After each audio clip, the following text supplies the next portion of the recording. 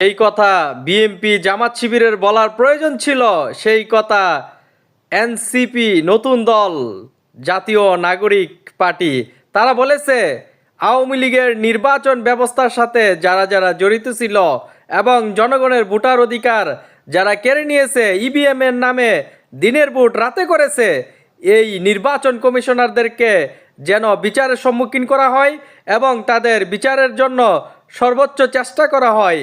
এই দেখুন, রাজনৈতিক আপনার যে বিএনপি এত ক্ষতিগ্রস্ত হয়েছে, জামাত শিবির এত ক্ষতিগ্রস্ত হয়েছে, একটা বার তারা বলে নাই যে আওয়ামী লীগের নির্বাচন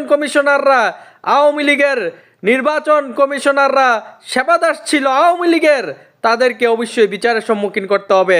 কিন্তু বিএনপি জামাত শিবির একবার বলে নাই যে আওয়ামী লীগের নির্বাচন কমিশনারদেরকে বিচারের সম্মুখীন করতে হবে।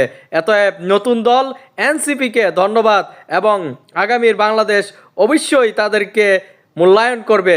এবং এনসিপিকে বলতে চাই, আওয়ামী লীগের মতন বিলাসিতার জীবন না করে জনগণের সেবা কাজে নিযুক্ত হতে হবে, জনগণের জন্য কাজ করতে হবে, জনগণের যে মেইন বিষয়গুলো সেই বিষয়গুলো নিয়ে কথা বলতে হবে। এই যে এনসিপি যে বক্তব্য দিয়েছে আওয়ামী লীগের নির্বাচন ব্যবস্থার সাথে যারা যারা জড়িত ছিল তাদেরকে যেন বিচার আওতায় নিয়ে আসা হয়।